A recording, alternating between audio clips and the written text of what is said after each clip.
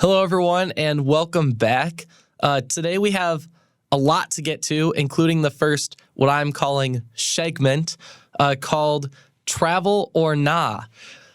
Other things that are going to be talked about today are the AFC and NFC championship games, the new development to the logo conspiracy, and new coaching hires as well. I'm also going to briefly talk about my Super Bowl picks for the rematch between the Chiefs and 49ers, which happened in 2020. And there's a lot of other things that happened in 2022. So will we see a repeat of some kind this year? Let's get right into it.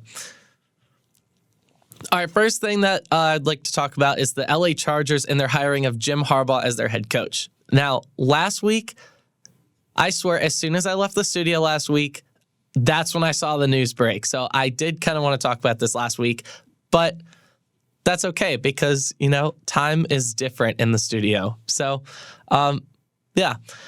From what I've seen, there are two takes on this new hiring for the Chargers. The first being that he's ducking the NCAA and their regulations and Ohio State, even though he beat Ohio State 3 years in a row. So I'm not really sure why Ohio State is complaining. And the other being that there's a lot of excitement around Harbaugh, and that being from the Chargers, a lot of excitement for the Chargers working with the quarterback like Justin Herbert. And I have issues with both of these takes, to be completely honest. I feel like there's bias from the Buckeye fan base as well as the Chargers fan base, just because the Chargers offseason is kind of like the Cowboys in the postseason. They get all excited. There's a lot to be excited about. And then all of a sudden, their season goes down the toilet. For the first one, it's obvious that this take is from many Ohio State fans and anyone that doesn't like Harbaugh. So I guess that kind of includes Alabama this year since due to the results of the Rose Bowl. While there is some truth behind it, I'm sure Jim Harbaugh is tired of the NCAA. I mean, who wouldn't? Because it seems like they're always going after him for something. But, I mean, he has also coached in the NFL before, and I think he did also kind of want to go back to coaching in the NFL. And this just happened to be the right time to do it because of so many head coaching openings already.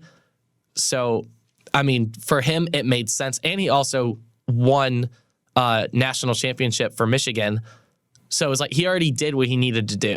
So it was a good time for him to move back to the NFL if he so chose, which in this case he did. I feel like the job with the Chargers felt almost like a trophy, the way the broadcasters have been talking about it on social media. Justin Herbert, the Chargers quarterback, has also been like the poster child for a lot of these broadcasters as well. They really praise him for the stats that he brings to the Chargers. But the only problem, though, for me is that he hasn't won a playoff game since he's been on the Chargers. And granted, I know the situation at the Chargers has been far from perfect, but I mean, the way they talk about him, you would expect at least one playoff win. They just put him on a pedestal, almost like Patrick Mahomes, except the difference is that Patrick Mahomes actually wins. Whether or not it's from the help of the refs, that is debatable. Anyways, this year in the regular season, we kind of saw the situation getting to Justin Herbert a couple of times in some of the regular season games. We saw him get very frustrated with the way his team was playing and the way the coaching was being done. And one play in particular, the center snapped the ball late, I believe, and Justin Herbert, he threw the ball on the ground, even though there wasn't a call for a false start or anything or delay of game. He just threw the ball on the ground. Now, normally when players throw the ball on the ground, it's because they don't, like towards the end of the game, if they don't run the ball out of bounds in time, they throw the ball on the ground to stop the clock. So And also if they don't get first down. So if it's like 2nd and 8 and they get tackled on the field and the clock's still running, they're going to snap it and throw it on the ground to stop the clock. But none of that was happening during that game. So that kind of leaves me a little worried for the Chargers situation, just because there's already a lot of frustration from Herbert that has been openly shown on the field. And I don't think the situation is going to get better right away. I think it's going to take at least 1 or 2 years for Harbaugh to rebuild the team. I mean, lots of the Chargers players are old, and their draft stock isn't like insane. Like, it's not like the Bears draft stock right now. But it's not as bad as like Carolina's situation. So, I mean, it really depends on what Jim Harbaugh does with what he has. And I know the Chargers have also hired a new general manager, so there's going to be different decision-making on that level as well. But again, we don't really know if that, like, sometimes it takes a year, sometimes it takes a little more than that. It really just depends on how quickly the situation turns around. And with Harbaugh leaving Michigan has hired Sharon Moore to be the head coach of Michigan. And I think this is probably the best decision that Michigan could have made for several reasons. One of which kind of has to do with Jim Harbaugh, actually.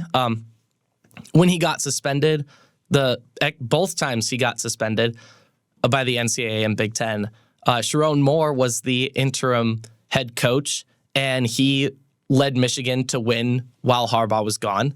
To me, that shows that he clearly knows the system that Harbaugh put in place. He knows the expectations that Michigan, the school, and their fans have. And he knows how to develop a great O-line. So you could put a quarterback back there, like even like a rookie quarterback back there, and they will do really well. The offensive lines that he's coached has won awards in the past, even in the years when they didn't make it to the championship, they still were doing a lot of great things with the offensive line.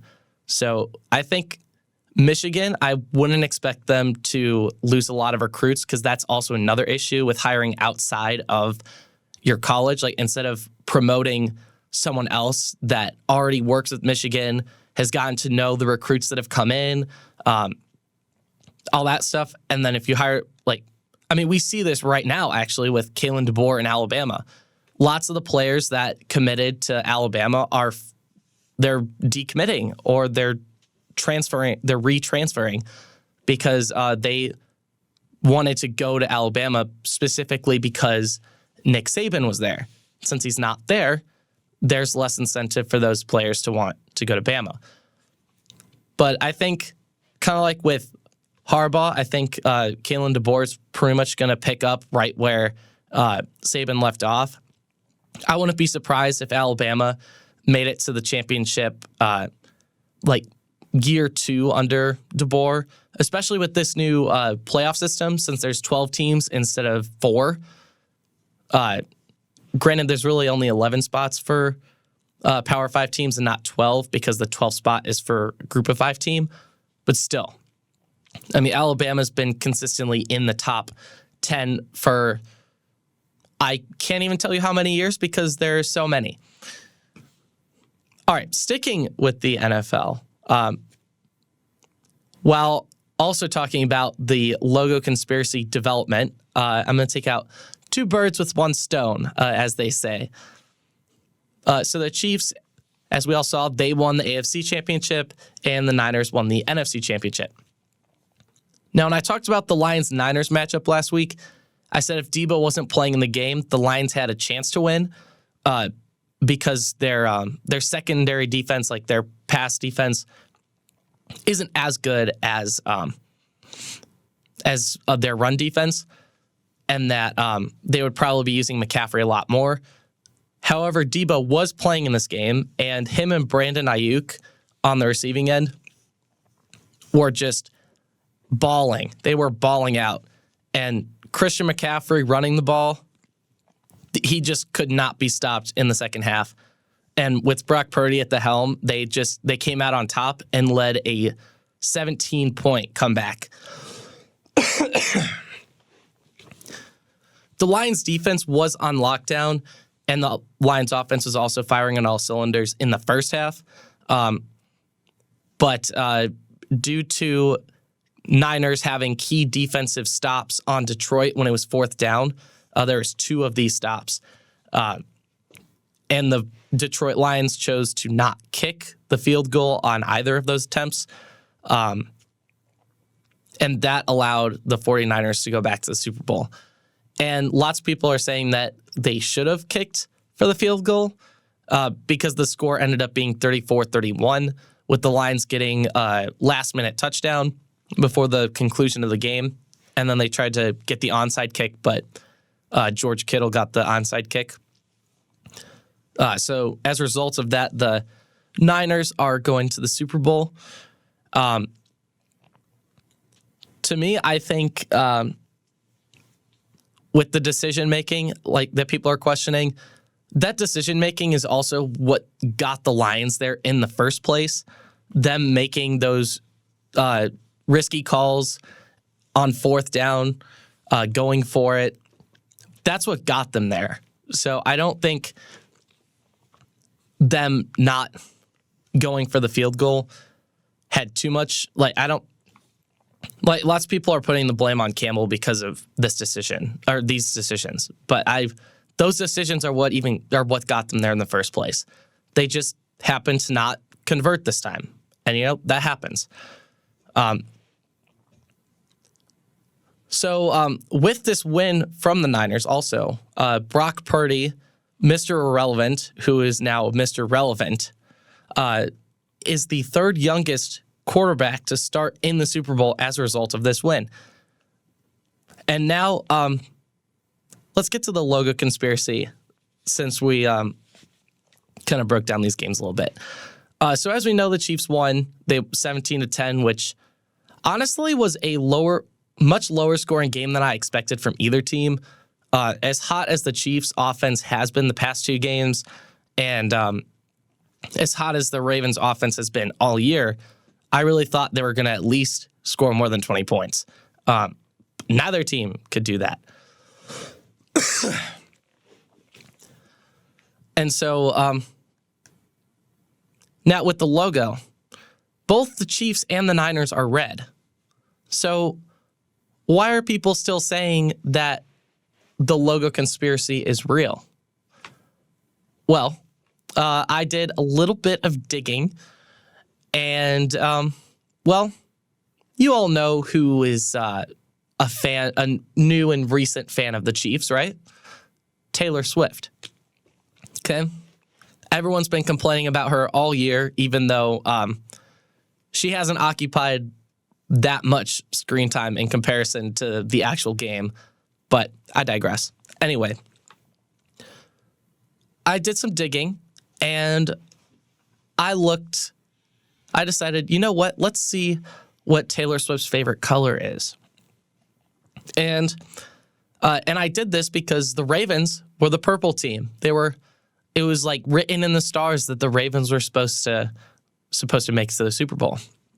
However, because the Chiefs had Taylor Swift, which I believe to be their new secret weapon, her favorite color is lavender haze, which is a shade of purple. Yes. That is why the logo conspiracy is still real, because the NFL tried to pull a sneaky and do it based on the logo of the teams,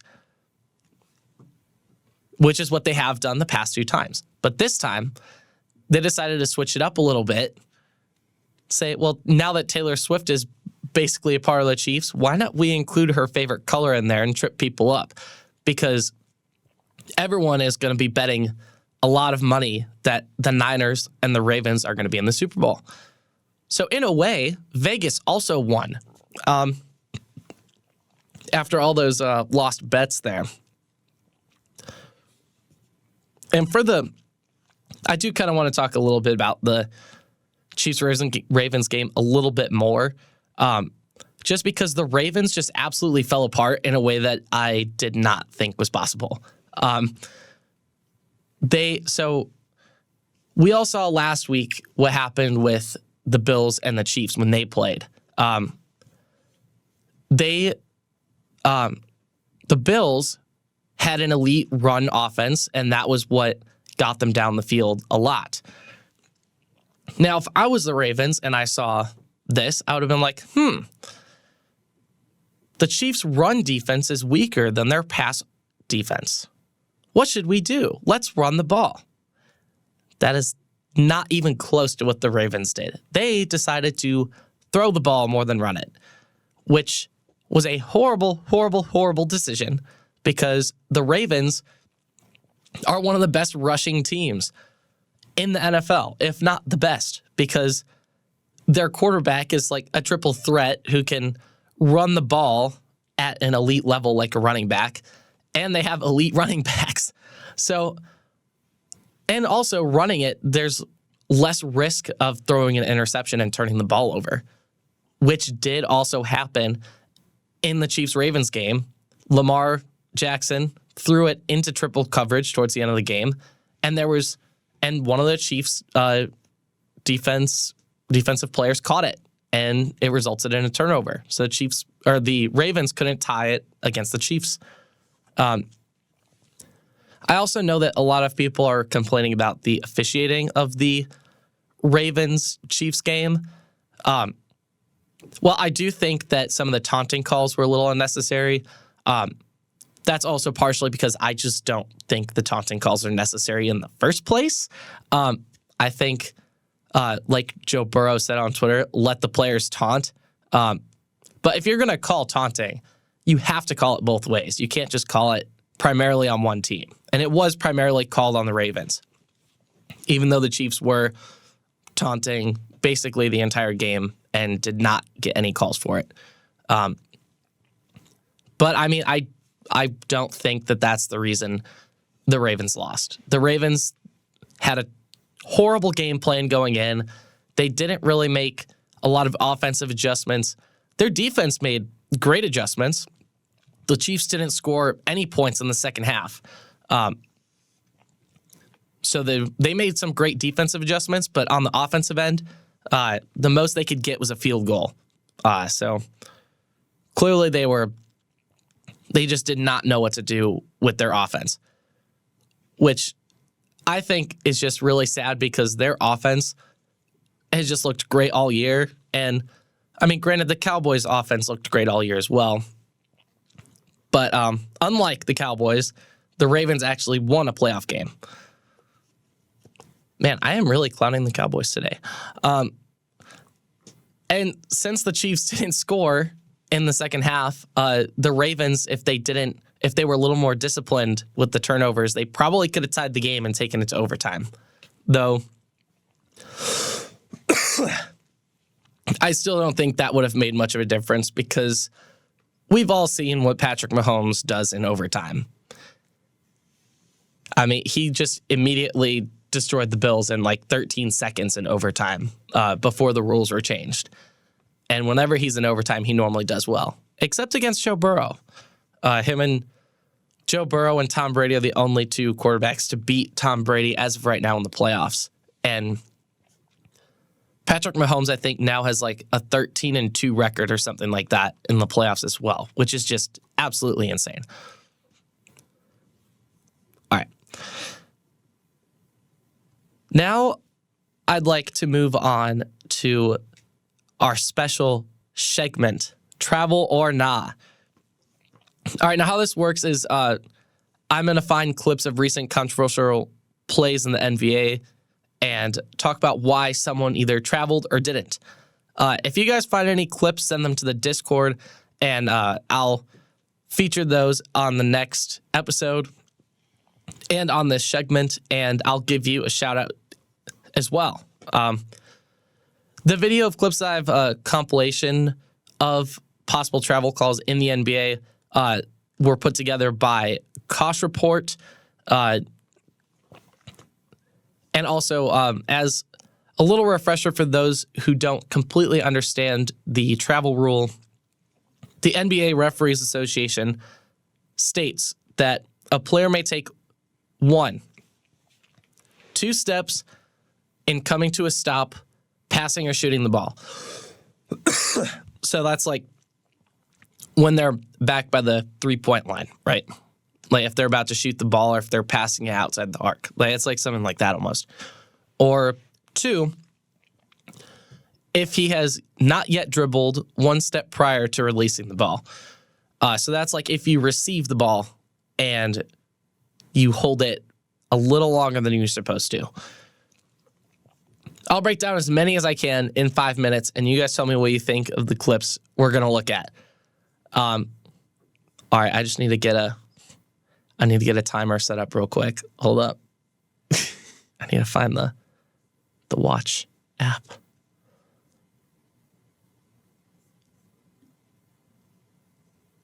Let's actually, hold on. I can use my phone.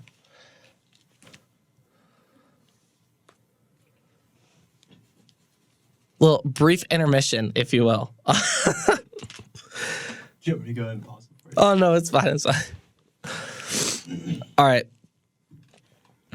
I've got the timer now. I just need to get the video up. Okay. All right. Timer starts right now. Real frenetic. Yeah, and that was a poor, fast break. Conley goes to the run. All right. He took 4 steps there going into the... So his first play is Warriors versus Grizzlies. One of the Grizzlies players is dribbling it in.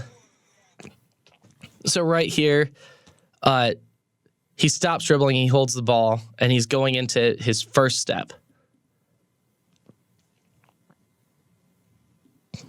Then he takes 2, 3.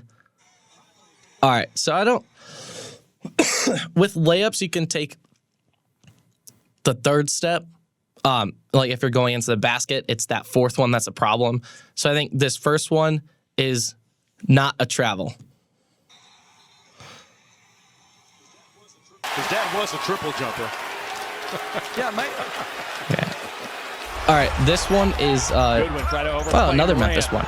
It's Memphis versus the Cleveland Cavaliers. This one, not sure how recent this is. Hold on. All right, so Ja has the ball. Ja Morant has the ball. He stops.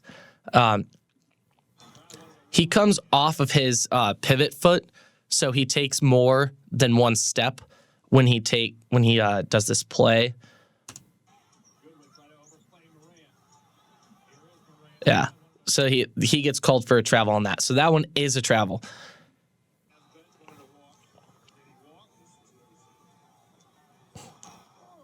Oh, he took like 3 steps after receiving the ball. So even before way before the whistle was called, that was a travel. So really, that was like 2 travels right there. We're going to count it as 1, though. All right, this one is Houston versus the Utah Jazz. Now, there's always going to be controversy around the way James Harden shoots.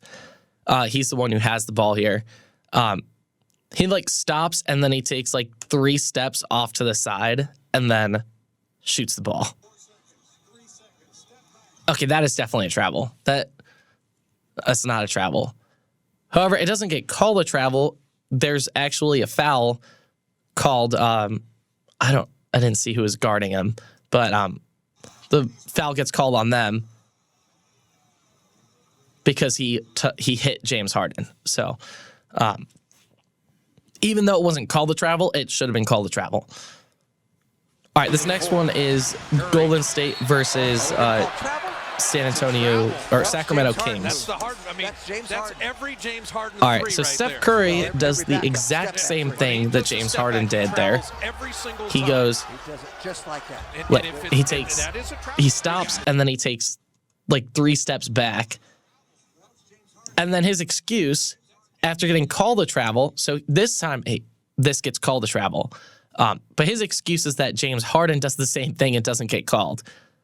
But I don't think that's justification really for doing that. So I don't know. I digress. It'll show a replay. Hold on. All right, look. 1, 2, 3. Yeah. All right, this one's another Warriors one, but they're playing Portland. Shot, he missed everything. Play, little flyby, reload.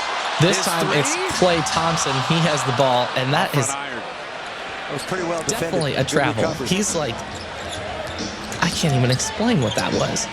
Because he dribbles, takes 2 steps, takes another 2 steps, and then shoots the ball. It doesn't get called a travel, but he does still, he still misses the basket. So, you know, I guess as they say, the ball don't lie. The ball don't lie. All right. This next clip is Toronto versus Boston. Leads in, throws it up.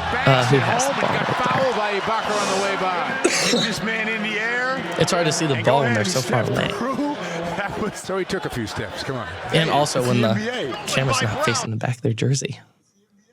It's Morris. He had the ball. I don't think that was a travel. I think he just like switched his movement, but it didn't really look like a travel to me. He was still, no, that's not a travel. He was still on his pivot foot. So, all right. Oh, and time's up. All right, so, okay, this is a 6-minute video. We got through 1 minute and 30 seconds of the video. How many was that? Hold on. 1, 2, 3, 4, 5, 6. I think, okay, yeah, not bad. 6 short little clips in 5 minutes. Okay, so I guess next week I'm gonna have to try to break that and go a little quicker. So it's gonna be almost like a game. Like if I can, I think a good goal would probably be to get up to 10 clips in 5 minutes. But yeah, that's pretty much what the segment is. I don't really watch the NBA all that much, partially because of the travels, but I also don't like. I don't like that a lot of flopping takes place. I don't like that trying to get fouls is the most important part of the game, especially lately, because there's been a lot of talks about like one team got more free throws than you. Do you think that's fair? It's like, well, rules aren't fair. So I don't really know what else to tell you about that. But they're still going to complain about it either way. All right. So next week, we'll talk a little bit about the Super Bowl and how I think that's going to go down. A little bit on college basketball as well. And we're also going to cover a little bit about swimming since we are approaching the conference championship season. If y'all have any clips that you see on any travels or possible travels in NBA games, don't forget to send those to the Discord. If it's like a TikTok clip, like if it's like 30-second TikTok clip, or if it's like a compilation of YouTube videos, then and if there's a specific one in a YouTube video, if you do send that video to Discord, put down like the timestamp on it. So like if it's a 15-minute video and the specific one you want to look at is like 5 minutes in, just put down like if it starts at like 5 minutes 3 seconds, just like put that next to the video. Also, don't forget to subscribe to IU Student Television streaming channels if you are listening on Spotify and Apple Podcasts, as well as subscribing to the YouTube. That way you can get notified whenever I release another episode. And if you're listening on Spotify or Apple Podcasts, you can explore other podcasts that are streamed with IU Student Television. Thank you all for sliding in, and I'll see you next Friday. And again, don't forget to send those clips to the Discord. I think this this new Schegment with the NBA should be pretty interesting the more we go into it, because the calls, it feels like they get more and more egregious. I digress. See you all next Friday.